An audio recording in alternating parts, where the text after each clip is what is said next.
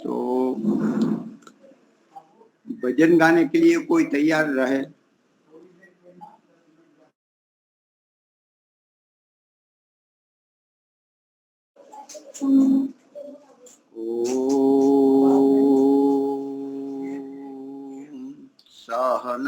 सहनावतु सहनौ भुनक्तु सह वीर्यं करवावहै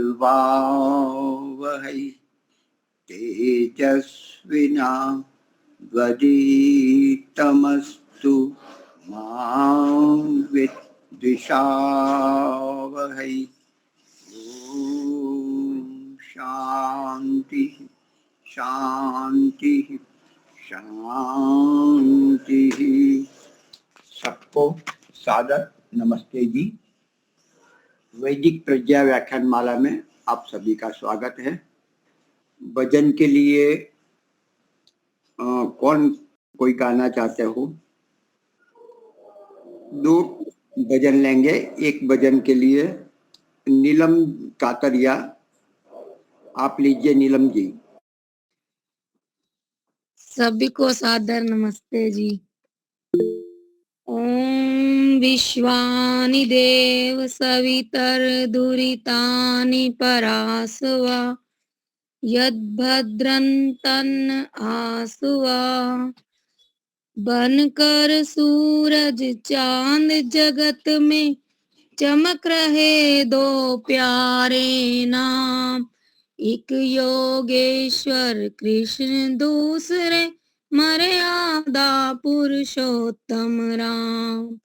बनकर सूरज चांद जगत में चमक रहे दो प्यारे नाम, एक योगेश्वर कृष्ण दूसरे मर्यादा पुरुषोत्तम राम। राम न सेवा और सत्य से निर्भयता को धारा, मानव की हर मर्यादा पर अपना रूप निखारा। त्याग तपस्या ब्रह्मचर्य से जीत लिए कितने संग्राम, एक योगेश्वर कृष्ण दूसरे मर्यादा पुरुषोत्तम राम। बनकर सूरज चांद जगत में चमक रहे दो प्यारे नाम, एक योगेश्वर कृष्ण दूसरे मर्यादा पुरुषोत्तम राम। भारत में महाराज कृष्ण ने अद्भुत बल दिखलाया, कुरुक्षेत्र की भूमि में था पापी को मरवाया। मानवता खिल उठी जब दिया गीता का पावन पैगाम, एक योगेश्वर कृष्ण दूसरे मर्यादा पुरुषोत्तम राम। मात पिता की आज्ञा के हित राम ने संकट झेले, 14 वर्ष वनों में रहकर विपदाओं से खेले। रावण का अंत किया था देखा ना ऐसा संग्राम, एक योगेश्वर कृष्ण दूसरे मर्यादा पुरुषोत्तम राम। बनकर सूरज चांद जगत में चमक रहे दो प्यारे नाम, एक योगेश्वर कृष्ण दूसरे मर्यादा पुरुषोत्तम राम। मिला नहीं इतिहास आज तक कृष्ण सुदामा जैसा, निर्धन और धनवान बीच बाधक बना न पैसा। भारत विश्व गुरु कहलाया हुए पथिक अच्छे परिणाम, एक योगेश्वर कृष्ण दूसरे मर्यादा पुरुषोत्तम राम। बनकर सूरज चांद जगत में चमक रहे दो प्यारे नाम, एक योगेश्वर कृष्ण दूसरे मर्यादा पुरुषोत्तम राम। धन्यवाद जी। बहुत सुंदर। और एक भजन ले सकते हैं। शशि जी, आप लेना चाहते हो? लीजिए लीजिए। नमस्ते जी। हाँ जी, एक भजन सुनाइए। हे नाथ अब तो ऐसी दया हो, जीवन निरर्थक जाने न पाए। हे नाथ अब तो ऐसी दया हो, जीवन निरर्थक जाने न पाए। यह मन जाने क्या क्या कराए, मन जाने क्या क्या कराए। ना इसके बनाए। हे नाथ अब तो ऐसी दया हो, जीवन निरर्थक जाने न पाए।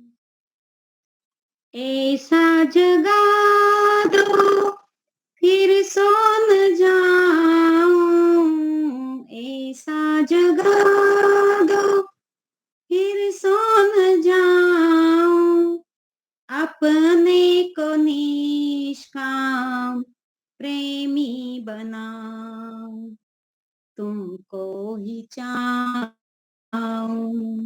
तुमको ही पाऊं, संसार का भय कुछ रह न जाए। हे नाथ अब तो ऐसी दया हो, जीवन निरर्थक रहने न पाए। वह योग्यता दो सत्कर्म कर लूं, वह योग्यता दो सत्कर्म कर लूं, अपने हृदय कर लूं। नर्तन है साधन भव सिंधु तर लूं, ऐसा समय फिर आए न आए। हे नाथ अब तो ऐसी दया हो, जीवन निरर्थक रहने न पाए।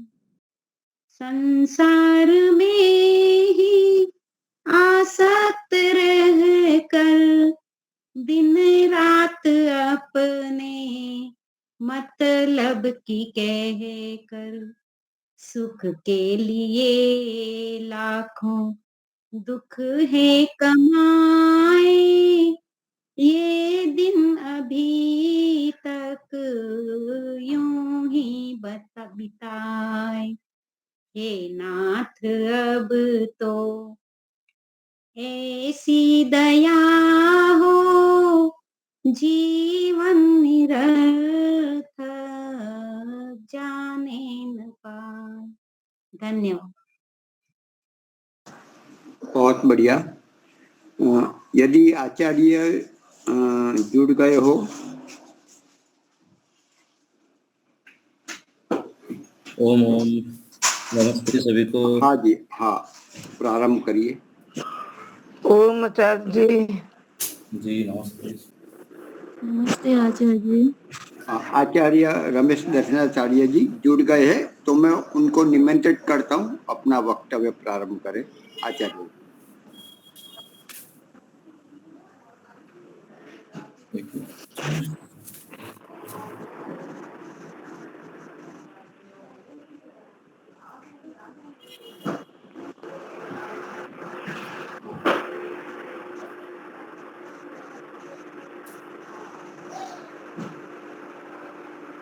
माइक सभी लोग म्यूट करेंगे।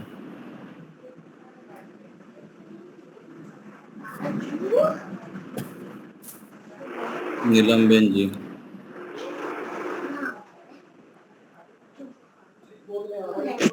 हाँ जी चारे जी। माइक म्यूट करेंगे। दूसरे कोई नीलम जी हैं, ठीक है।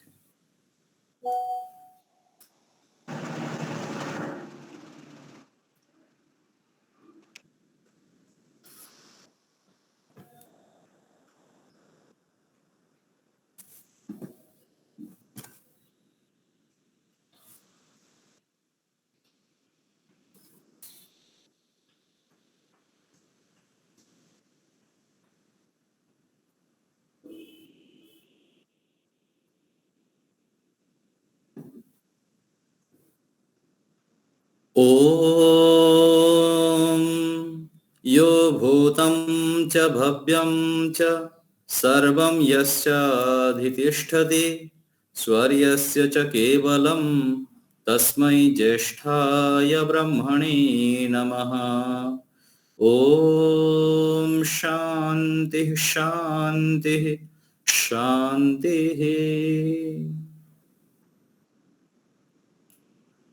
परमपिता परमेश्वर की महती अनुकंपा से हम इस समय उपदेश मंजरी ग्रंथ का स्वाध्याय करते हैं और साथ में कुछ चर्चाएं सत्संग करते हैं। आज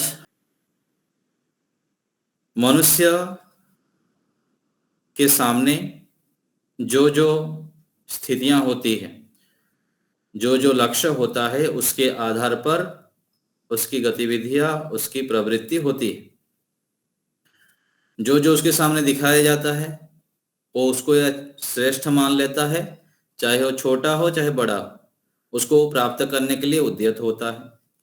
आज समाज में जो हम देखते हैं अलग अलग प्रकार से लौकिक उपलब्धियां, उन सबको हमको छोटे से आयु से ही कूट कूट करके भर दिया गया हमारे मस्तिष्क में।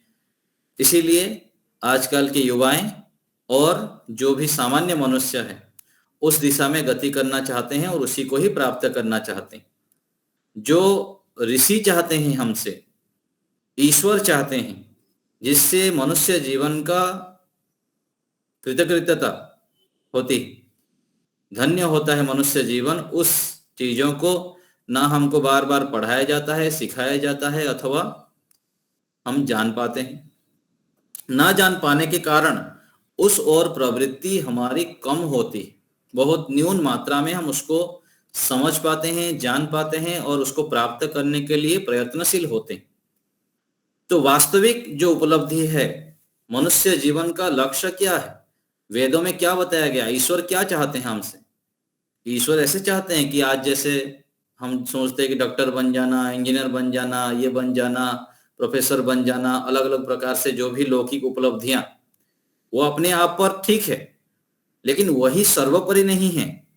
इतना सारा दौड़ जो लोगों के मन में लगा हुआ है उसको प्राप्त करने के लिए, क्यों चाहते हैं कि कलेक्टर बन जाऊं, मंत्री बन जाऊं, उसके पीछे उनकी मानसिकता देखेंगे तो योग्यता के आधार पर व्यक्ति जो चाहे वो प्राप्त कर सकता है अथवा करना भी चाहिए, लेकिन अभी जो प्रवृत्तियां होती है उसके पीछे यह है कि वही कृतकृत्य मानते हैं, इसको प्राप्त करने से हो गया, मेरा जीवन सफल हो गया। लेकिन ईश्वर कहते हैं तमेव विदित्वा अतिमृत्युमेति, उसी को जानकर ही संपूर्ण दुखों से छूटा जा सकता है और वही हमारा लक्ष्य है। मनुष्य जीवन इसलिए ही मिला है और इसी को ही हमारे सामने सदैव रखना चाहिए।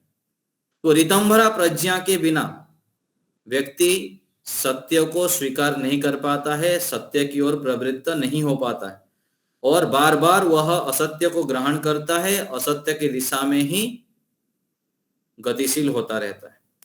ऋतंभरा प्रज्ञा अर्थात सत्यम एव विभर्ति। ऋतंभरा प्रज्ञा तस्य सप्तधा प्रांत भूमि ही प्रज्ञा आया। कि ऋतंभरा प्रज्ञा होने पर, असंप्रज्ञात समाधि की प्राप्ति होने पर, परवैराग्य होने पर, ईश्वर की विशेष सानिध्य की प्राप्ति के बाद यह ऋतंभरा प्रज्ञा और विशेष जो बुद्धि का स्तर है वो प्राप्त होता है। तब व्यक्ति समझ पाता है कि क्या करना, क्या नहीं करना, कैसे सोचना, कैसे नहीं सोचना, किस ओर प्रवृत्ति होनी चाहिए। आज सामान्य रूप से छोटे से लेकर बड़े तक अब किसी के पास भी बैठेंगे तो अपवाद को छोड़ दीजिए और सभी जगह पर केवल राग द्वेष की बातें ही चलती। स्वयं कुछ करना नहीं है, दूसरे को फोकट में सलाह देते ही रहना, इसको ऐसा करना चाहिए, उसको ऐसा करना चाहिए, ये ऐसा क्यों नहीं करता, वो ऐसा नहीं क्यों करता।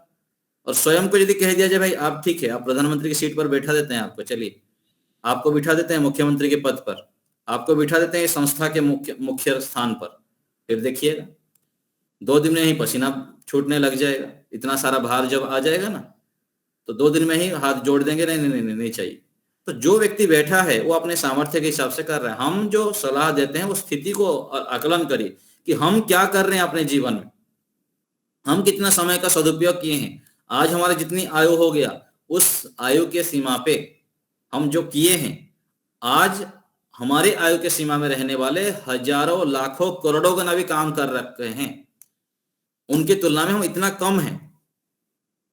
ये जो विचार है ये हमारे बुद्धि में नहीं बैठती है अथवा हम करते नहीं हैं कभी और उससे बचना चाहते हैं। और हम अनावश्यक रूप में जो गौण कार्यों में अपने समय सामर्थ्य को नियोजित करते हैं और इसी कारण से हम अपने देश को जिस जगह पर पहुंचाना चाहते हैं वो पहुंचा नहीं पाते हैं और हम अपने जीवन में भी जो उपलब्धियां प्राप्त करना चाहते हैं वो प्राप्त नहीं कर पाते। उसके पीछे क्या कारण है? क्योंकि हम अज्ञान से युक्त हैं, मिथ्या ज्ञान से युक्त हैं और हमारे बुद्धि में उस प्रकार से पवित्रता नहीं है। पवित्रता की कमी के कारण हम अनावश्यक चीजों को अपना लेते हैं जो कि बहुत अधिक हम हानि करते हैं अपना। और जब हम योग के अंगों का अनुष्ठान करते हैं तो फिर अशुद्धि क्षय ज्ञान दीप्ति ही अविवेक ख्याते। योग के अंगों का अनुष्ठान हम बहुत कम करते हैं, छोटे मोटे रूप में थोड़ा बहुत सेवा कर देते हैं, थोड़ा बहुत ध्यान साधना कर लेते हैं, योगाभ्यास कर लेते हैं और उसमें हम संतुष्ट हो जाते हैं कि मैं बहुत कुछ कर रहा हूं। लेकिन सामान्य पुरुषार्थ, सामान्य तपस्या से विशेष हम अपने अविद्या को, अज्ञान को, क्लेशों को नष्ट नहीं कर सकते हैं। अत्यधिक पुरुषार्थ करना पड़ता है, तिल तिल जलना पड़ता है और बहुत अधिक समय का सदुपयोग करना पड़ता है, व्यस्त रहना पड़ता है। एक शब्द है व्यस्त रहना और दूसरा है अस्त व्यस्त रहना। व्यस्त रहना अच्छी बात है लेकिन अस्त व्यस्त रहना हानिकारक है। व्यस्त रहेंगे तो मस्त रहेंगे, स्वस्थ रहेंगे और प्रसन्न रहेंगे। तो हम अपने समय का मैनेजमेंट ठीक ठीक करें, किस किस जगह पर मैं समय लगाता हूं, अनावश्यक कहां कहां मैं समय व्यर्थ करता हूं, अनावश्यक कितना मैं सोचता रहता हूं, सारे बोलता रहता हूं। तो पीछे जैसे कहा मैं प्रारंभ में कि हमारे सामने कोई लक्ष्य नहीं है बड़ा, हमको कोई सिखाया नहीं उस ढंग से कि जीवन की एक एक पल, एक एक मिनट, एक एक सेकंड कितने महत्वपूर्ण है और निरंतर हम मृत्यु की दिशा में जा रहे हैं। और उस दिशा में जो जा रहे हैं क्या सोच रहे हैं, जो सोच रहे हैं वो संस्कार बन रहा है, वो संस्कार हम गाड़ रहे हैं मिट्टी पर और वो फिर आगे चलकर वृक्ष होगा। तो अभी इस जीवन में जितना हमारे समय बचा हुआ है, जितना हम अच्छे विचारों को, श्रेष्ठ विचारों को, दिव्य विचारों को लाएंगे, उस प्रकार से शब्द बोलेंगे, हम वैसे बन जाएंगे। बार बार जो हम सोचते हैं, जो हम बोलते हैं, जिन शब्दों को बोलते हैं वैसे आगे चलकर हम बन जाते हैं। राग द्वेष की बातें करेंगे, एक दूसरे की निंदा चुगली करेंगे, नकारात्मक विचारों को लाएंगे तो वैसे ही हम संस्कारों को इकट्ठा कर रहे हैं। कैसे हम फिर अपने आप को श्रेष्ठ बना सकते हैं और दूसरे को भी श्रेष्ठ बनाने की दिशा में आगे बढ़ सकते हैं। ये बहुत छोटी बातें हैं, हम कभी ध्यान नहीं देते हैं, लेकिन इसके ऊपर काम करना बहुत आवश्यक है कि दिन भर जो इतने हजार विचार आता है हमारे मन में, उन विचारों को किस दिशा में हम ले जा रहे हैं। अकेले में बैठे हैं, स्नान कर रहे हैं, ब्रश कर रहे हैं, कोई भी दैनिक क्रियाकलाप हम करते हैं, उसमें क्या सोच रहा हूं मैं, ये निरीक्षण करना चाहिए। सूक्ष्मता से विचार करना चाहिए और स्कैनिंग करना चाहिए। ये आध्यात्मिक व्यक्ति के लिए बहुत आवश्यक है। कहाँ कहाँ मैं राग द्वेष के विचार लाता हूं और कहाँ कहाँ पर मैं श्रेष्ठ विचारों से युक्त रहता हूं। लगातार अच्छे विचारों को मैं बढ़ाते जा रहा हूं और कौन कौन से विचारों को लगातार बढ़ाते रहना है ये भी तो आना चाहिए। मन में मैं कौन कौन से विचारों को स्थान दूं, किसको बार बार दोहराऊं, क्यों दोहराना? क्योंकि जो हम सोचते हैं वो बन जाते हैं। हम सुनते हैं बार बार, सालों से सुन रहे हैं और अभी भी सुनते रहते हैं कि जैसे सोचोगे तुम वैसे बन जाओगे। तो सोचना क्या है, क्या क्या सोच को लगातार हमको आवृत्ति करना है, बार बार आवृत्ति करना है, बार बार आवृत्ति करना है। सांख्य दर्शन में कहा गया ना कि आवृत्ति ही असकृत उपदेशात, जो उपदेश हम सुने हैं उसको बार बार आवृत्ति करनी है। वेद मंत्र है, श्लोक है, सूत्र है, ऋषियों के ग्रंथों के वचन हैं, उनको बार बार दोहराना। और जो मैं बनना चाहता हूं, क्या मैं प्राप्त करना चाहता हूं मेरे जीवन में, ये हमको स्पष्ट होना चाहिए। अथवा सोचें, विचारें, लिखें कि मैं जीवन में क्या क्या प्राप्त करना चाहता हूं। उन चीजों को ध्यान के समय, ओम के उच्चारण के समय, यज्ञ करते समय, सेवा, परोपकार, इतने श्रेष्ठ कार्य जब करते हैं ना, वो मन में दोहराइए। क्या भावना से दोहराना है कि परमात्मा मेरे पास है, भगवान को अपने सामने रखते हुए वैसे बोलना है कि प्रभु मुझको ये चाहिए। मैं स्थित प्रज्ञा स्थिति को प्राप्त करना चाहता हूँ, रितंब्र प्रज्ञा बुद्धि को प्राप्त करना चाहता हूँ, लगातार आनंद, उत्साह, निर्भयता से युक्त रहना चाहता हूँ। मेरा जीवन देश, राष्ट्र, समाज के लिए समर्पित हो जाए और प्रभु मैं आपके सानिध्य में ही रहूं, हर प्रत्येक क्षण आपकी अनुभूति मेरी बुद्धि में बनी रहे। ये सब जितने जो आप चाहते हैं इन सबको दोहराना है और परमात्मा को अपने सामने अनुभव करते हुए ऐसे रखना है कि प्रभु मुझको ऐसे सद्बुद्धि दीजिए। जैसे भजन की पंक्ति में कहता हूं ना आपको कि मैं क्या हूं, राह मेरी क्या है, यह सत्य सदा में समझ सकूं। एक भजन है, मुझे ऐसा बना दो मेरे पिता, जीवन में लगे ठोकर ना कहीं, जाने अनजाने में मुझसे गलत आचरण हो ना कभी, मन हो मधुपूर्ण मेरा, आंखों से ज्योति छलकते रहे। ऐसे ऐसे पंक्तियां हैं, बढ़िया भजन है। तो उसमें कहा जा रहा है भगवान से प्रार्थना कि मैं क्या हूं, मेरा राह क्या है, ये सत्य सदा में समझ सकूं। ये हर समय परमात्मा के सामने बैठ के प्रार्थना करना है कि प्रभु मुझको ऐसी बुद्धि दीजिए, प्रज्ञा दीजिए, मैं रितंभरा प्रज्ञा ऐसे प्राप्त कर लूं कि मैं सत्य को समझ सकूं। क्या सोचना, क्या बोलना, क्या करना, ये मुझको स्पष्ट दिखाई दे। और इसके लिए मुझको क्या करना और किन कार्यों को करने से ये सब ठीक होता है। सोचना, देखना, बोलना, सभी इंद्रियां ठीक ठीक दिशा में कौन से कार्य करने से होता है, ये भी हमको आना चाहिए। जैसे व्यापारी व्यक्ति अपना मूल्यांकन करता है, कहाँ घाटा हो रही है, कैसे कर्मचारियों को नियोजित करना है, कहाँ पर व्यापार करना है, कैसे करने से ट्रांसपोर्टिंग कैसे करने से लाभ होगा, अधिक धन बढ़ेंगे।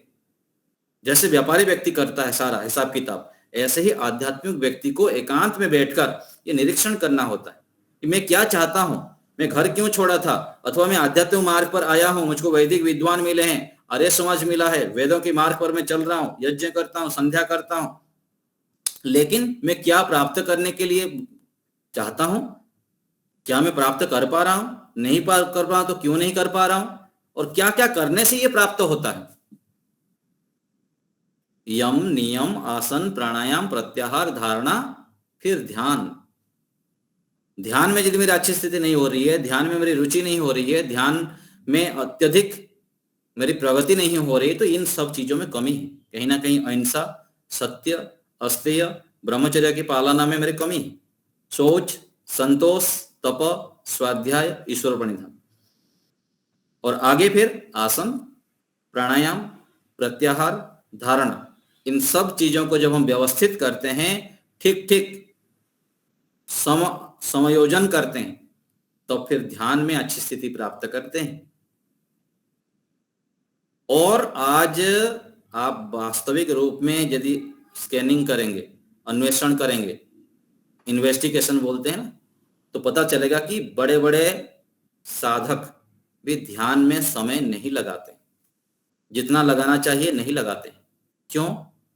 क्योंकि उस पर संस्कार नहीं बनाए हैं, उसके लाभ हमको पता नहीं है, इतना बैठ नहीं पाते हैं। बैठेंगे तब भी हिलते डुलते रहेंगे, अथवा क्या होता है, क्या हो रहा है, कुछ समझ में नहीं आता। ये हमको निरीक्षण करना है। ये तो दोष पक्ष हो गया, हम दोष पक्ष में देख लिए कि ऐसे ऐसे कोई करता नहीं। हम क्या करें, अपने ऊपर घटाना है कि मेरे को इस दिशा में काम करना है। दूसरे में दोष देखने का मतलब यह होता है कि दोष निकालना, उनको निंदनीय करना अथवा बदनाम करना, इस दृष्टि से नहीं। वो दोष मेरे अंदर ना आ जाए, उस दोष को मैं अपने अंदर लाने ना दूं, वो गुण को बढ़ाऊं। जो लाखों करोड़ों व्यक्ति नहीं कर रहे हैं, मुझको उसको करके दिखाना है, आदर्श स्थापित करना है। और आदर्श स्थापित कहां से होगा? हमारे में से हम ही तो करेंगे। हम बदलेंगे, युग बदलेगा, हम सुधरेंगे, युग सुधरेगा। तो स्वयं को ही हमको आगे आना पड़ता है। और स्वयं आगे कब आएंगे? एक विचार ही तो है, विचारों के माध्यम से ही व्यक्ति फिर परिणाम लाता है, अपने जीवन को निर्माण करता है। तो हमको इस विचारों को लाना है कि मुझे ऋतंभरा प्रज्ञा को प्राप्त करना है, मुझको ईश्वर के सानिध्य को प्राप्त करना है, ईश्वर में मुझको विशेष रुचि उत्पन्न करना है, ईश्वर को मुझे अच्छे से समझना है कि वास्तव में ईश्वर तो हम पढ़ते सुनते हैं, लेकिन मेरे को कितना समझ में आता है, मेरे जीवन में ईश्वर की अवदान कितना है, किस रूप में है, क्या वास्तव में ईश्वर से मैं ज्ञान बल आनंद प्राप्त कर रहा हूं, ईश्वर की जो आज्ञाओं का मैं पालन कर पा रहा हूं तो कितना कर रहा हूं, और करके मेरे को क्या मिल रहा है, क्या क्या मिला हुआ है, ये निश्चयात्मक हमको होना चाहिए। जब तक निश्चय नहीं होगा, उस ओर प्रवृत्ति नहीं होगी हमारी, और उसकी ओर प्रवृत्ति को और बढ़ाएंगे भी नहीं। फिर जहां है वहां संतुष्ट रह जाएंगे। संतुष्ट कब रहता है व्यक्ति? जब उससे बड़ा नहीं दिखता है और उसमें होते चलो ठीक है, मेरे काम तो इतना ही है, मैं इतना ही कर सकता हूं, अधिक मेरे से होगा ही नहीं, ऐसे सोच के व्यक्ति सामान्य रूप से रह जाता है। लेकिन यदि उसको सामान्य रूप से पता लगेगा कि मैं अपने सामर्थ्य को बढ़ा सकता हूं और मैं यह अवश्य ही प्राप्त कर सकता हूं, तो उसकी प्रवृत्ति होगी। तो ऋतंभरा प्रज्ञा बुद्धि का मतलब है कि हम सत्य में ही स्थित हो जाएं, सत्य को ही प्राप्त करने के लिए हमारी ललक हो जाए, बहुत अधिक तड़प हो जाए। और यह होगा योगाभ्यास से। योगाभ्यास बार बार करेंगे तो हमारे अंदर सत्य को प्राप्त करने की, सत्य आचरण करना, यम नियम का पालन करना, यम नियम को सार्वभौम रूप में पालन करना, और समय पर अच्छे अच्छे कार्य को करते जाना, कभी उसको छोड़े ना।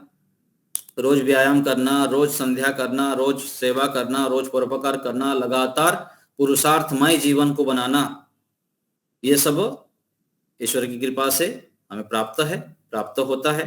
अथवा जो उसमें कमी है उसको बढ़ाते रहना चाहिए। तो ये कब होगा? जब बढ़ाने का काम कह रहा हूं मैं, ये तब होता है जब हम एकांत में बैठते हैं, अपना निरीक्षण करते हैं, निधिध्यासन करते हैं।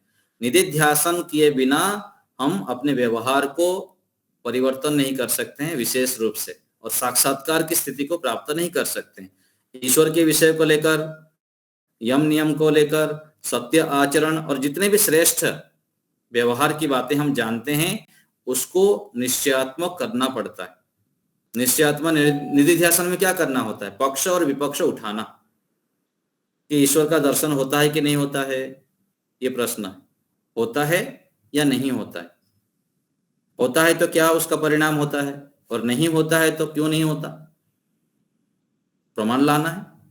मैं क्या मान रहा हूं, वास्तव में ईश्वर का दर्शन होता है? मैं क्या कर सकता हूं? क्या अभी तो किया हूं कि नहीं किया हूं, और आगे कर सकता हूं कि नहीं कर सकता हूं? करना है तो कैसे करना होता है ईश्वर का दर्शन? ईश्वर का दर्शन करने के लिए क्या क्या योग्यता चाहिए, और उस योग्यता को मैं प्राप्त किया हूं, कर रहा हूं, कितना करने से ईश्वर का दर्शन होगा? तो ये सब निधिध्यासन का विषय है। तो ऐसे निश्चय करते हुए, ऋतंभरा प्रज्ञा को साथ लेते हुए हम श्रेष्ठता की ओर बढ़ते हैं, लगातार आगे बढ़ पाते हैं, और जो चाहते हैं उसको प्राप्त कर पाते हैं। बहुत सारी चीजें हम चाह तो लेते हैं, लेकिन प्राप्त होगा नहीं होगा उसमें संशय हो जाता है, और संशयात्मा विनश्यति, नष्ट हो जाएगा। संशयात्मा संशय में रहेगा तो उसकी विशेष प्रवृत्ति भी नहीं होगी, और समय सामर्थ्य भी व्यर्थ हो जाता है। तो संशय हमारे मन में ना रहे, और संशय को हटाने के लिए योगाभ्यास, ईश्वर की भक्ति लगातार करते जाना, ऋषियों के सानिध्य में रहना, पढ़ते रहना, सुनते रहना, विचार करते रहना, लंबे समय तक धैर्य पूर्वक, दीर्घ काल नैरंतर्य, सत्कारा सेवित दृढ़ भूमि, दृढ़ भूमि के लिए कितने जन्म लगेंगे, कितने वर्ष लगेंगे, उसके ध्यान नहीं रखनी है, उसके चिंता नहीं करनी। लगातार आगे बढ़ते रहना, और जो आगे बढ़ना है वो भी बढ़ चढ़ करके। देखा जाएगा जब होगा, चलता रहे, धीरे धीरे चलते रहे, ऐसा नहीं, बहुत तीव्रता से। वक्त है कम, लंबी मंजिल, हमें तेज कदम चलना हो। हे परम तपस्या के पथि को, हमें नूतन पथ रचना होगा। दूसरा कोई रचे, हम उसके पीछे चलें, ये तो ठीक है, ऋषियों ने हमको बता दिया, चल रहे हैं, लेकिन हमको भी कुछ करके दिखाना है। कबीरा जब हम पैदा हुए जग हंसा हम रोए, ऐसे करने कर चलो कि हम हंसे और जग रोए। ऐसे सोचेंगे तब तो फिर कर पाएंगे। ये भी एक विचार है। यदि हम विचार नहीं करेंगे कि मुझको कुछ करके जाना है जीवन में, परमात्मा ने मुझको सब कुछ दिए हैं, मुझको ऋषि दयानंद जी मिले हैं, मुझको आर्य समाज मिला है, मुझको वैदिक सिद्धांत मिला है, मैं यज्ञ कर पा रहा हूँ, मुझको श्रेष्ठ माता पिता मिले हैं, तो जब इतना सब कुछ मिला हुआ है तो मुझको कुछ करके भी तो जाना है। क्या करना है? कुछ एक्स्ट्रा ऑर्डिनरी क्रिएटिविटी करना है, विशेष करना है, और उसके लिए सोचेंगे, एक एक स्टेप आगे बढ़ते रहेंगे। कठिनाई आएंगे, बाधाएं आएंगे, समस्या आएंगे, उसको हटाते जाना है, आगे आगे आगे नया नया करते जाना है। और अपने जीवन के माध्यम से, अपने कर्म से, अपने आचरण से, अपने प्रतिभाओं के माध्यम से कुछ जीवन को बदल देना। और कुछ बदले ना बदले, स्वयं को बदल देना, स्वयं के संस्कारों को बदल देना। अपने अंदर काम, क्रोध, लोभ, ईर्षा, द्वेष आदि हट जाए। हमारा सोच के जो क्वालिटी है वो हाई फ्रीक्वेंसी वाला हो जाए, बहुत उत्कृष्ट हो जाए। इससे और अधिक क्या चाहिए? एक व्यक्ति सामान्य व्यक्ति है, हर समय राग, द्वेष, ईर्षा, अलग नकारात्मकता सोचना ऐसे करता रहता है। और जो एक विशेष व्यक्ति है, राग द्वेष नहीं, हर समय लोगों के गुणों को ही देखता है, जहां भी छोटी छोटी विशेषताएं हैं उसको प्रशंसा करता है, और स्वयं अपने आप को लेकर भी बहुत उत्साहित रहता है, और लगातार अपने आप को अच्छे अच्छे कार्य में व्यस्त रखता है। ये भी तो कितना दिव्यता है। तो अपने आप को बदलने के लिए प्रयत्नशील होना, और अपने गुणों के माध्यम से, अपनी प्रतिभाओं के माध्यम से अन्यों के जीवन को परिवर्तन कर देना, अन्यों को श्रेष्ठ सत्य मार्ग पर चला देना, ये क्या है? विशेषता है। तो हमें इन विशेषताओं से युक्त होने के लिए निरंतर संकल्पित होना है।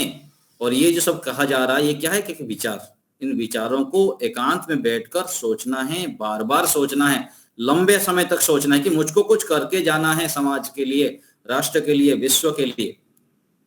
और करना स्वयं से शुरू होगा। स्वयं मैं अपने आप को बदलूंगा तो अपने माध्यम से फिर जो जो हमारे संपर्क में आएंगे उनको भी बदलते जाना है, देके जाना है समाज राष्ट्र के लिए कुछ। ये विचार करेंगे तो एक दिन फलस्वरूप दिखने भी लग जाता है, और फिर हम जो प्राप्त करना चाहते हैं वो प्राप्त कर लेते हैं। और जब अधिक पुरुषार्थ करते हैं तो भगवान की कृपा से जो हम चाहते हैं उससे कई गुना मिल जाता है हमको। ये परमात्मा की व्यवस्था है संसार में। जैसे माता पिता हम योग्य हो जाने पर बहुत कुछ हमें देना चाहते हैं, देते हैं। हमको चाहिए 1000 रुपया, माता पिता लाख रुपया दे देते हैं। ऐसे ही हम अच्छे सोचेंगे, देश, राष्ट्र, समाज के लिए सोचेंगे, दूसरे के लिए सोचेंगे, और लगातार पुरुषार्थ करेंगे तो परमात्मा इतना सामर्थ्य दे देते हैं कि हम सोचते हैं कि मैं 10 व्यक्ति के जीवन में परिवर्तन करूं, 100 व्यक्ति के जीवन में परिवर्तन करूं, लेकिन परमात्मा ऐसे सामर्थ्य दे देंगे, ऐसे सिस्टम सब बना देंगे, व्यवस्था बना देंगे, ऐसे सामर्थ्य दे देते हैं कि हमारे माध्यम से हजारों लाखों व्यक्ति परिवर्तन हो जाते हैं। उनको हम खुशियों से, सुख से, शांति से, प्रसन्नता से, स्वास्थ्य से युक्त कर लेते। तो हम सभी को ऐसे ही संकल्पित होते हुए आगे बढ़ना है, लगातार अपने आप को अपग्रेड करना है। ऋषियों के सानिध्य में बैठकर, उनके पुस्तकों को पढ़कर बड़े बड़े तपस्या करना है, बहुत जप करना है, बहुत यज्ञ करना है, बहुत सेवा करनी है, अत्यधिक समय समाज को देने के लिए भी तत्पर होना है। जब भी समय मिलेगा मुझको समाज के लिए कुछ करना है। गरीब झोपड़ियों के पास जाना, गुरुकुलों में जाना, जहां आवश्यक है वहां जाकर तन से, मन से, धन से सहयोग करना। तन से भी सहयोग होता है, किसी गुरुकुल में जाना, आश्रम में जाना, कहीं आवश्यक है वहां भी जाके हमको सहयोग करना चाहिए। मन से भी विश्व मंगल की भावना रखनी चाहिए कि प्रभु सबकी हित हो, सबकी कल्याण हो। और धन से, यथा सामर्थ्य धन से भी सहयोग करना है जहां जहां जरूरत है। तो ऐसे हमको जब हम अपने जीवन को बढ़ाते हैं तो ऋतंभरा प्रज्ञा की प्राप्ति होती है। ऋतंभरा प्रज्ञा अर्थात सत्य का ही ग्रहण करना, सत्य विचारों से युक्त हो जाना, सत्य बोलना और हमारे आचरण भी सत्य हो जाए। ये एक बुद्धि की विशेषता है। ऋतंभरा प्रज्ञा अर्थात एक बुद्धि की उत्कृष्ट बुद्धि की स्थिति है। जैसे साधन होते हैं ना, साधन में एक धार कम है, एक मध्यम स्तर का धार है, एक उत्तम धार है। और अच्छे धार होने से क्या होता है, जल्दी जल्दी कट जाता है। कोई भी हम काटना चाहते हैं सामान, तो बुद्धि जब ऋतंभरा प्रज्ञा से युक्त होती है, बुद्धि बहुत सत्व से युक्त हो जाते हैं, सत्व में प्रतिष्ठित हो जाती है बुद्धि, तो हम अच्छे अच्छे चीजों को ही स्वीकार करने लगते हैं, उसको ही प्राप्त करने के लिए प्रयत्न करते हैं और बढ़ चढ़ करके श्रेष्ठ कार्य में लगे रहते हैं।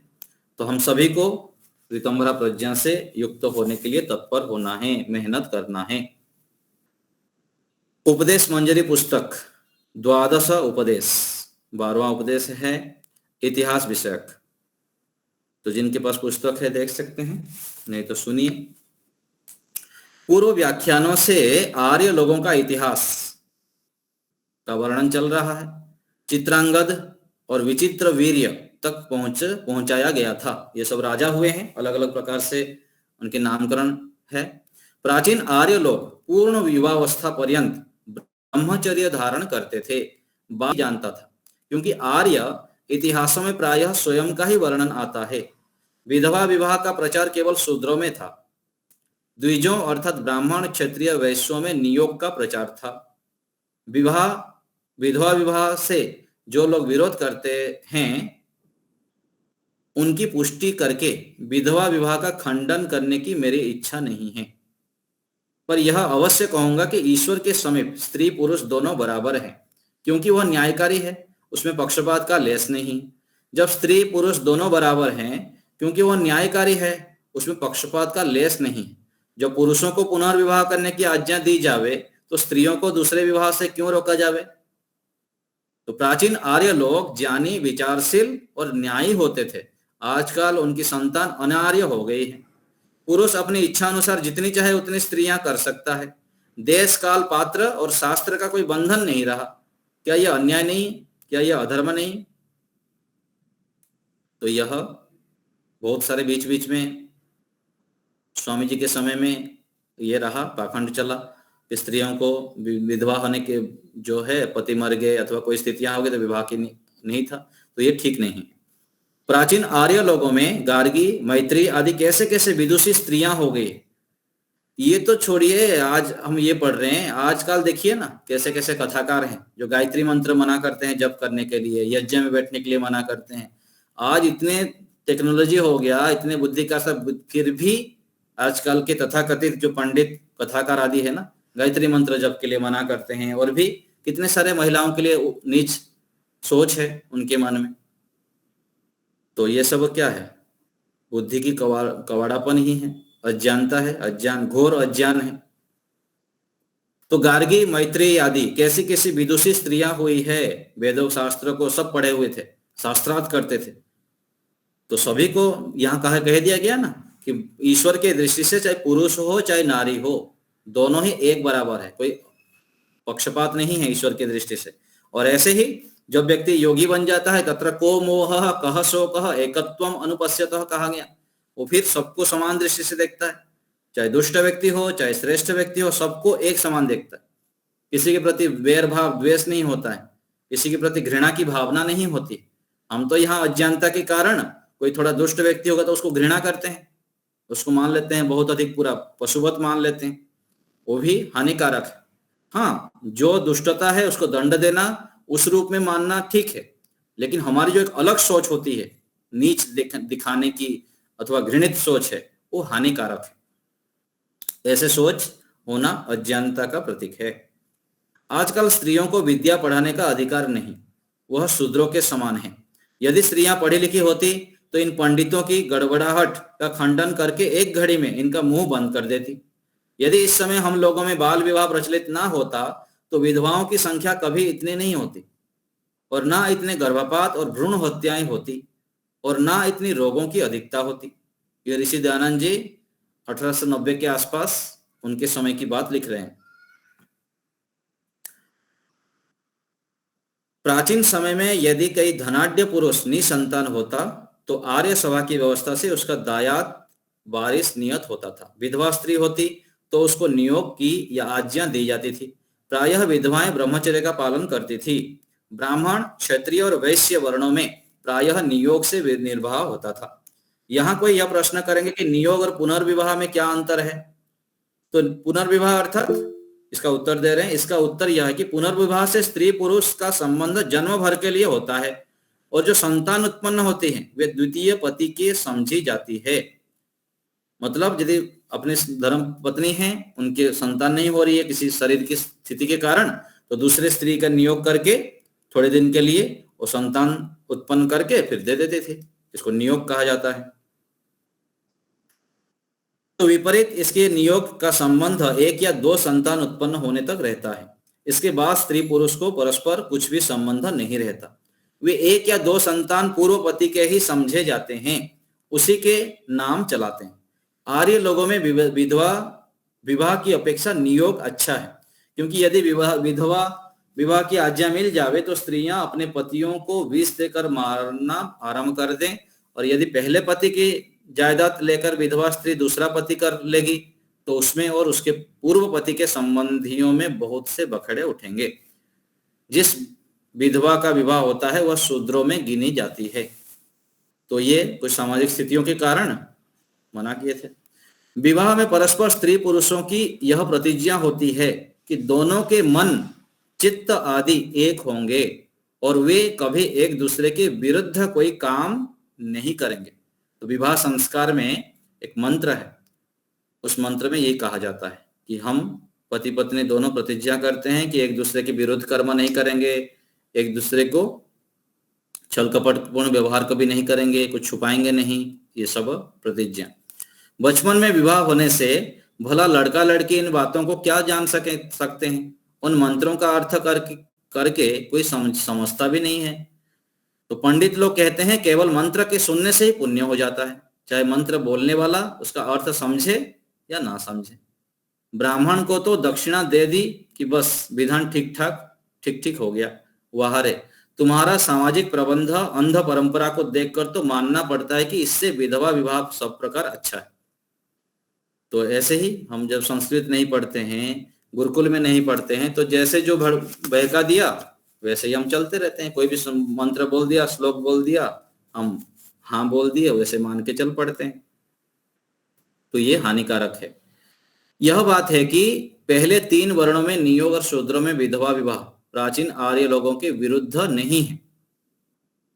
इसकी पुष्टि ऋग्वेद मंडल 10 सूक्त 40 का मंत्र 2 देखने योग्य है। प्राचीन समय में गृहस्थ लोग अपनी स्त्रियों को अपने साथ रखा करते थे। यही विषय इस मंत्र में वर्णन किया गया है। कोई पंडित उस मंत्र में देवर शब्द के अर्थ पति के छोटे भाई के करते हैं। यह ठीक नहीं, क्योंकि निरुक्त में दूसरे पति का नाम देवर बतलाया है। इसी संबंध में ऋग्वेद मंडल 10 में देखने योग्य है। इस प्रसंग में एक बात और विज्ञापनीय है कि वह किन्हीं विशेष दशाओं में पति के जीते जी भी नियोग की आज्ञा मिलती थी। नियोग 10 बार तक करने की आज्ञा थी, इसमें ऋग्वेद का प्रमाण है। ऋग्वेद के इसी मंडल के इसी सूक्त में अर्थ भी आजकल के पंडित मनमाना करते हैं, जो कि मानने योग्य नहीं है। तो वेद में 10 संतान करने की छूट है।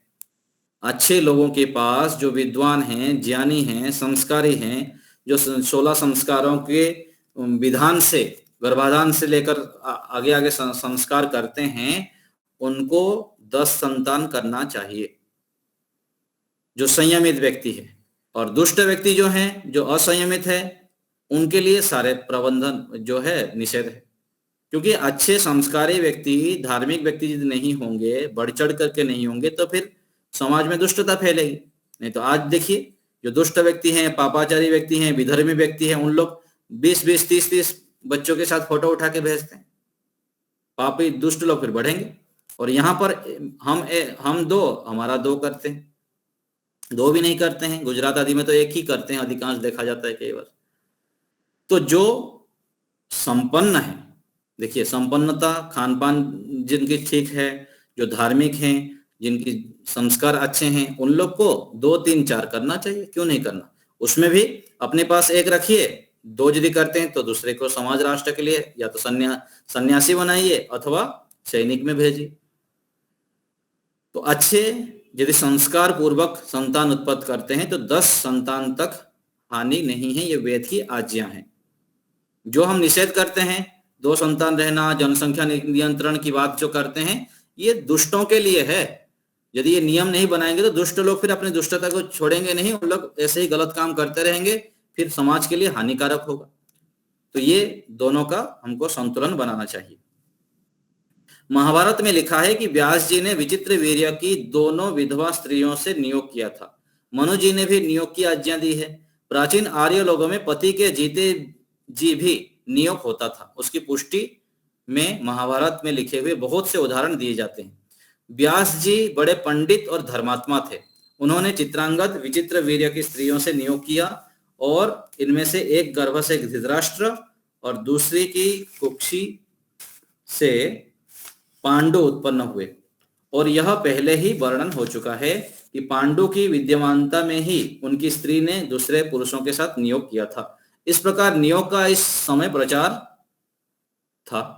पुनर्विवाह की अधिक आवश्यकता ही नहीं होती थी। अब इस समय में नियोग और पुनर्विवाह दोनों के बंद होने से आजकल के आर्य लोगों में जो भ्रष्टाचार फैला हुआ है वह आप लोग देख ही रहे हैं। हजारों गर्भ गिराए जाते हैं, भ्रूण हत्याएं होती है।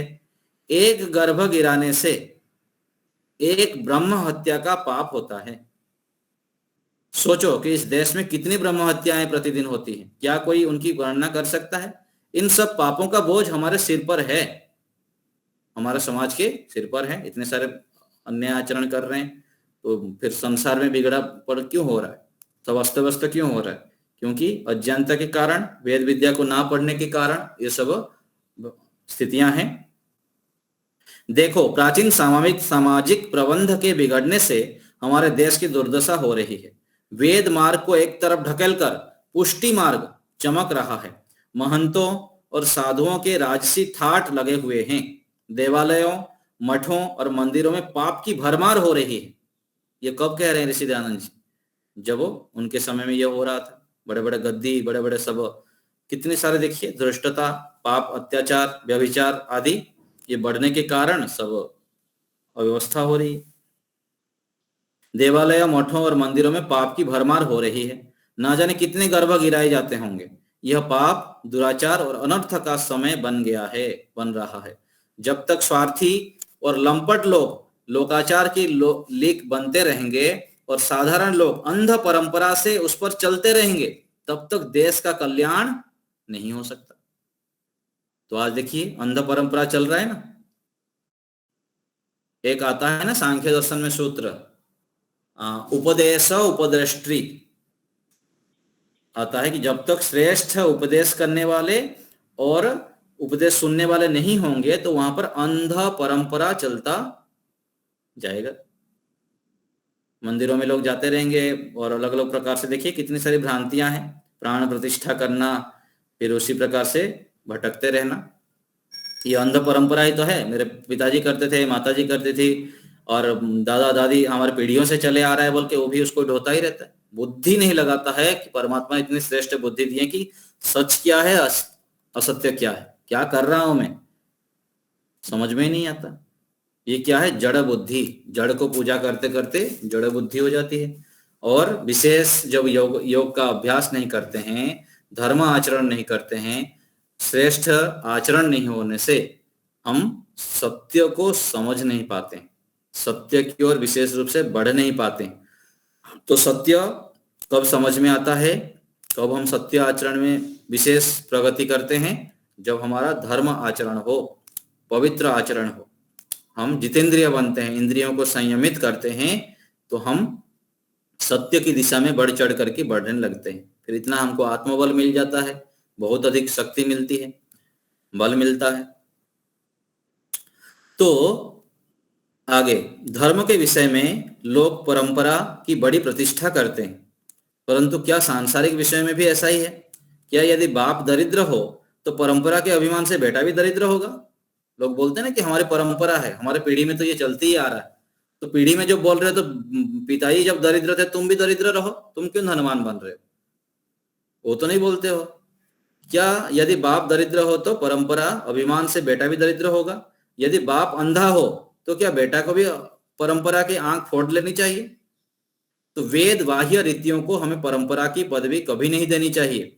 सदुपदेश पूर्ण वेदों और आर्ष ग्रंथों में जिस सच्ची परंपरा का विधान किया गया है उसका पालन हमें करना चाहिए। अब फिर इतिहास का वर्णन कर रहे हैं, तो हमें भी ऐसे ही सोचना चाहिए। हम ऋषियों की परंपरा के पथिक हैं, हम भारत भूमि में श्रेष्ठ महापुरुषों के प्रतिनिधि हैं। इस परंपरा का निर्वाह करो ना। भगवान राम जी मर्यादा का पालन किया तो मैं भी मर्यादा में रहूंगा। भगवान श्री कृष्ण जी ऐसे ऐसे गुणों से युक्त थे, रोज संध्या करते थे, रोज यज्ञ करते थे, मुझको भी यज्ञ करना है, पंचमहायज्ञ का पालन करना है, दोनों समय यज्ञ करना, दोनों समय संध्या करना, माता पिता बड़ों की सेवा करना, अतिथि यज्ञ करना, बलि वैश्वदेव यज्ञ करना। इन सब चीजों को लेकर परंपरा हम क्यों नहीं करते? तो ऐसे श्रेष्ठ परंपरा जो वेद में विहित है उसको हमें आगे बढ़ाते रहना चाहिए। आगे इतिहास का वर्णन। राजा धृतराष्ट्र स्वभाव से ही कपटी था और पांडु धर्मात्मा था। पांडु की एक रानी माद्री सती हो गई थी। सती होने के लिए वेद की आज्ञा नहीं है, किंतु सती होने की कुरीति पहल पांडु राजा के समय से चली। कौरव और पांडवों ने उत्तम शिक्षा प्राप्त की। धृतराष्ट्र ने अपने और पांडु के पुत्रों को द्रोणाचार्य और कृपाचार्य के सुपुर्द अर्थात उनको सौंप दिए थे। उस समय ब्राह्मण लोग युद्ध विद्या के भी आचार्य होते थे। अर्जुन के धनुर्वेद में सबसे अधिक अभ्यास किया अर्जुन ने, इसलिए युद्ध विद्या में उसकी बड़ी ख्याति हो गई। अर्जुन का समकक्ष कौरवों में केवल कर्ण ही था, पर कर्ण सूत पुत्र अर्थात सारथी का बेटा था, इसलिए अर्जुन ने कर्ण की अवज्ञा की थी। परंतु इस अवज्ञा से लाभ उठाने के लिए दुर्योधन ने कर्ण को बंगाल का राज्य देकर उसे क्षत्रिय वर्ण का अधिकार दे दिया था। इस प्रकार अनुचित अभिमान से इस राजकुल में द्वेष से आग भड़की। अभिमान जब अनुचित हो जाता है ना, अनुचित पूर्ण अन्यायपूर्ण अभिमान, द्वेष होने से फिर द्वेष भड़की। इसी द्वेष से अपने आर्यावर्त की सारी दुर्दशा हुई और वह वर्णन करने योग्य नहीं है। तो घर में भी महाभारत कब होता है? जब पति अपने आप को बड़ा मानता है कि मैं बड़ा हूं और मेरे अधिकार में सब रहे, पत्नी मानने लगी कि मेरे क्यों नहीं मानते। ऐसे जब एक दूसरे अभिमान से युक्त हो जाते हैं, झुकने के लिए कोई भी झुकना नहीं चाहेंगे, तो फिर लड़ाई झगड़ा मार पीट, फिर पूरा वंश परंपरा पूरा बदनाम हो जाते हैं। देखिए कितने बड़े हानि हुई। महाभारत के युद्ध के बाद भारत का पतन, आर्यावर्त का पतन शुरू हो गया। कितने सारे बहुत बहुत बड़े बड़े विद्वान पंडित ज्ञानी व्यक्तियों का देहांत हो गया। बहुत सारे शास्त्र फिर धीरे धीरे पतन होने लगे। फिर जब ज्ञानी नहीं रहे तो अज्ञानी लोग अपनी दुष्टता, अपनी गलत चीजें फैलाने लग गए। महाभारत के युद्ध में बहुत बड़ी हानि हुई और ये हानि देखिए एक एक व्यक्ति के कारण हो जाता है। एक व्यक्ति ठीक हो तो पूरा समाज, राष्ट्र, विश्व का कितना मंगल होता है, और एक व्यक्ति की बुद्धि बिगड़ी तो कितने कुछ हानि कर देते हैं। आजकल देखिए बड़े बड़े न्यूक्लियर बम रख रखे हैं बड़े बड़े राष्ट्राध्यक्ष, रूस है, अमेरिका है और ऐसे जो अलग अलग देशों में। किसी की बुद्धि बिगड़ गई तो न्यूक्लियर बम और अलग अलग जो बड़े बड़े बम सब बना रखे हैं, सब कोई छोड़ दे तो कितनी बड़ी हानि हो जाएगी समाज के, विश्व के। तो व्यक्ति अच्छा बनते बनते कितने श्रेष्ठता की ओर बढ़ सकता है, और बुरे बन जाए तो रावण जैसा बन जाए। सब उदाहरण हमारा इतिहास भरा पड़ा है। तो उस समय धृतराष्ट्र के पास एक नीच, छिछोरा, कामुक कनक नामी एक शास्त्री रहता था। उसने पांडवों के विरुद्ध बहुत सी बातें कहकर धृतराष्ट्र का मन उनसे फेर दिया। देखिए कहां से शुरू हुई। धृतराष्ट्र ने दोनों को भेजे थे गुरुकुल में, लेकिन कोई व्यक्ति पास में रहा, वो हर समय गलत चीजें भरता रहा।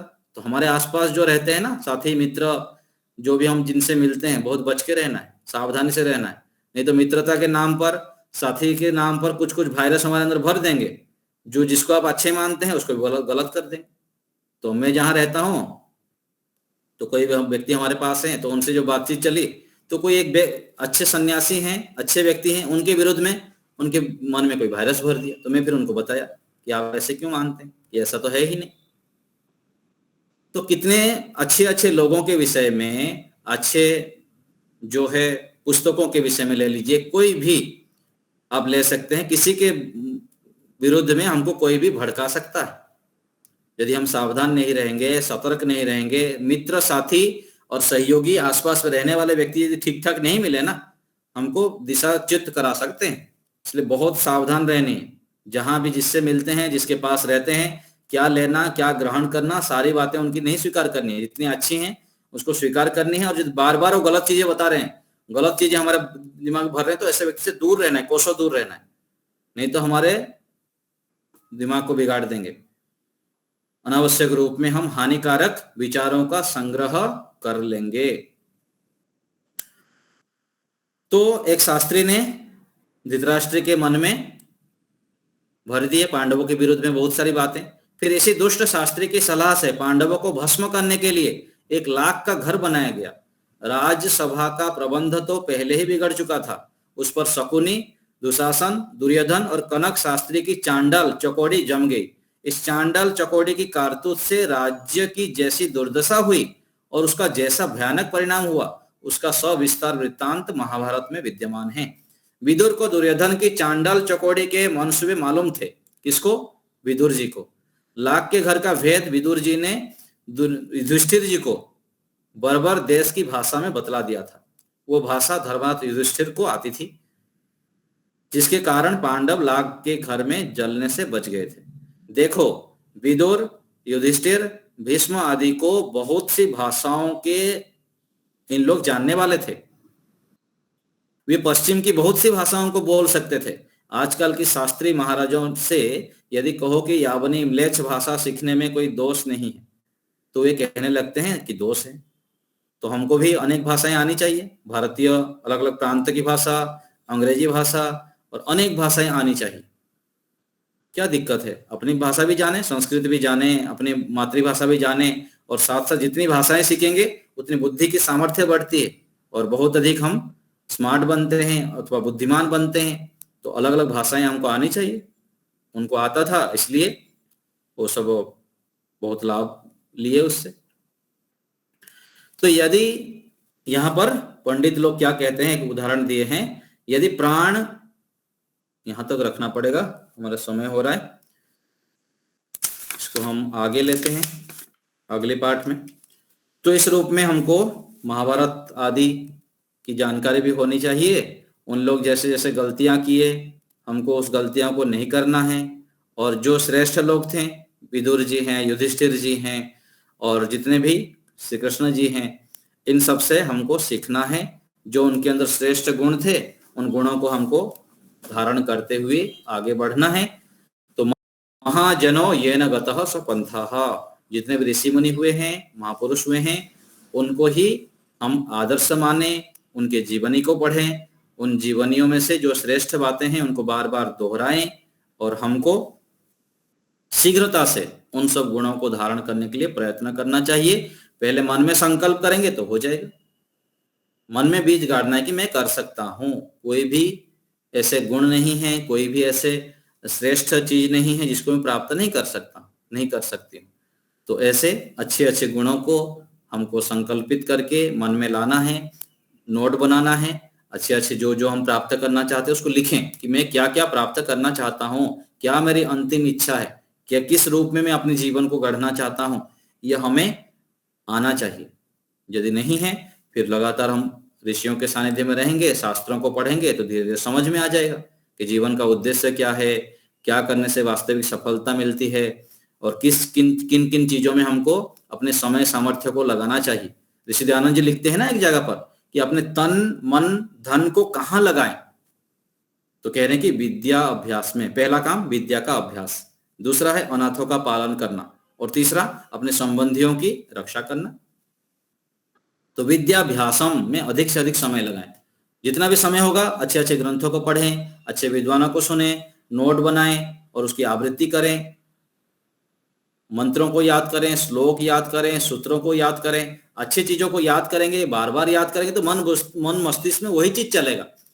यदि हम अच्छी चीजों को मन मस्तिष्क में स्थान नहीं देंगे, अधिक से अधिक नहीं रखेंगे, तो फिर बाकी तो पड़ा ही है सब लोग भरने के लिए, और अपने हमने जितने सब संस्कार पीछे से किए वो सब घूमते रहेंगे मन में। तो हम अच्छी चीजों में अपने आप को व्यस्त रखेंगे तो बहुत अधिक लाभ होगा और हम शीघ्रता से जल्दी से अपने लक्ष्य को प्राप्त करेंगे। सुख शांति प्रसन्नता को प्राप्त करते हुए जीवन को सफल बना सकते हैं। मुनि जी धन्यवाद। जी, बहुत बहुत धन्यवाद।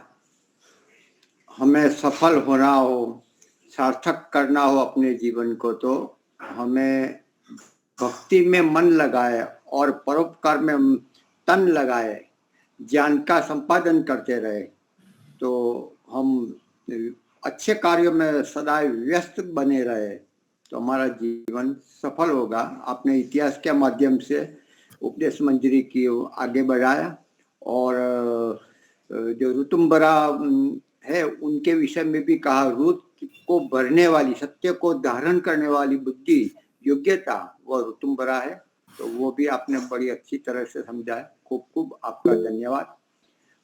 हाँ, हमारे शंकर जी प्रयागराज से हो तो वो शांति पाठ करवाए और जय घोष भी करवाए। जी शंकर जी। सबको सादर नमस्ते। आवाज आ रही? हाँ नमस्ते, आ रही है जी। कक्षा पाठ हो जय घोष से पहले।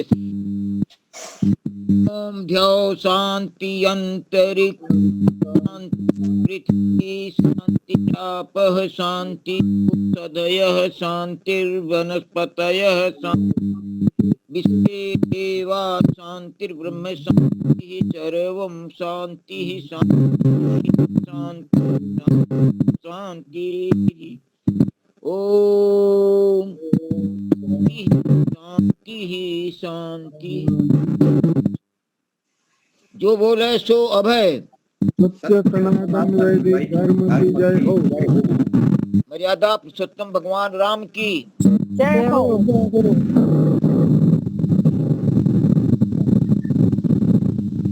नजदीक आकर बोलिए, आवाज नहीं आ रही है। जय हो। सब श्रेष्ठ